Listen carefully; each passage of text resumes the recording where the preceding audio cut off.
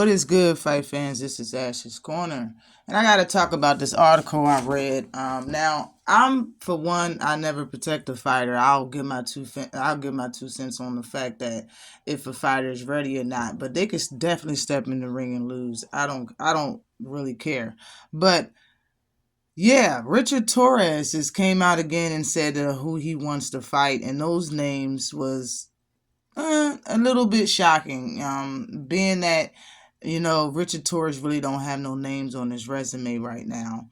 The two names he called out, one is pretty much not going to happen, and the other one is, somebody that's around have as many fights that he has and whatnot, but to get into it, one of the names was Usyk. Usyk right now is pound for pound number one, undisputed, and at heavyweight, he is a great talent, very great talent, and just came off of a knockout victory.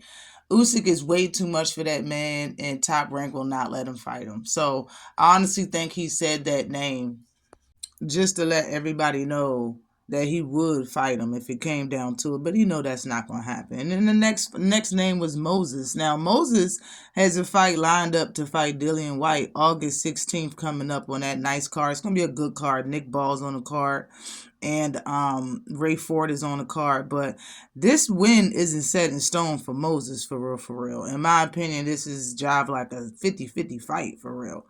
But Moses, to go through the specs if you don't know him, he has 12 wins. 12 wins, 0 losses, 10 knockouts. He's ranked 29 at heavyweight, so he's down the line via BoxRec. Anyway, he's fought for 25 rounds total as a professional. He's been pro for only 3 years. He's 20 years old. His knockout percentage is 83.33%. He's a southpaw, 6'4 and a half, fighting out of the UK with a 79-inch reach. Now, he's supposed to fight on the 16th, like I said, over in Riyadh. But Moses don't have any names on his resume either, for real. Being that he's ranked number 29, now I think he's trying to get ranked in the top 15 at heavyweight by getting a win, starting with a win over Dillian White, which is ranked number 14 right now. So in my opinion, like I said, it's a 50-50 fight.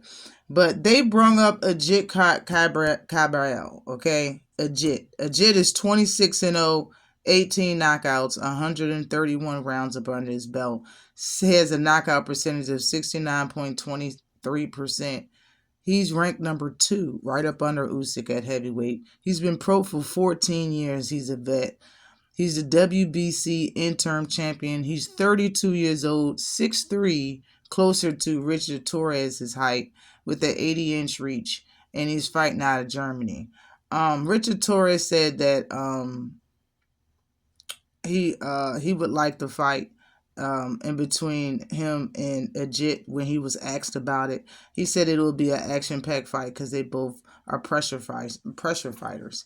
But man, I just think he's barking up the wrong trees. I think Moses might be, a good fight for him, but I don't think he's going to get that fight. Being that Agit and Richard Torres is both signed under Top Rank is probably why whoever that was questioning him, the reporter asked him about Agit Cabral. But bro, I mean, if you want Usyk, you should want Cabral. But I think both of those names are way too much for Richard Torres. I think like Agit Cabral hurt everyone he fights.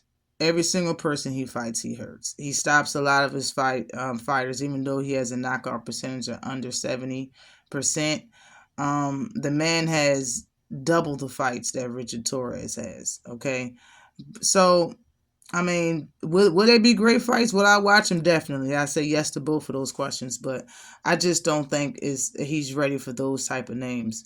I think Richard Torres is at that stage in his career where he needs names on his resumes. He needs fights to get more experience. You know what I mean? He needs to, being that he's a heavyweight fighter, there's a lot shorter room. There's really no room for mistakes because you can get really injured in this sport, especially the weight class that he's fighting in.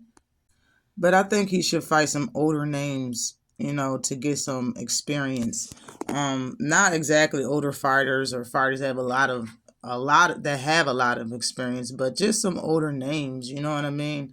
Like, I don't think the top 10 is where he should be looking to find his next fight. You know what I'm saying? Like, I know he sees Moses. He's very young. Moses is 20 years old. He has 12 fights, one less fight than he does. Um, he's getting pushed a certain way. Moses is signed to Queensberry Promotions, and he's from the UK.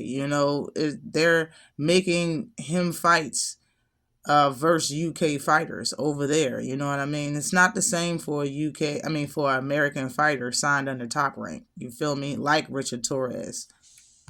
But for his next fight, there's still names like Kubat Pulev still on on the rankings for heavyweight. You still got Filip Herkovich. You still have Dillian White, the guy that Moses is about to fight next week. You still have F.A. Ajaba. You still have and actually the highest ranked fighter that per BoxRec is ranked number 10, and that's Michael Hunter. I think that should be your next fight. You know what I mean? Michael Hunter beat Bacoli off the whim. Like, he think something was wrong with Bacoli's shoulder. He blew his shoulder, was out of joint, or was hurt. Something happened during the fight, and Michael Hunter won that fight. So, like, I think that should be your next move. You know what I mean? I think he needs more experience before he step to a top 10 fighter for real, my honest opinion. But I'm here for it if he wants to get in the ring, y'all. Let me know what y'all think about Richard Torres' next move and his little hit list that he has. Always like and subscribe to the channel. Peace.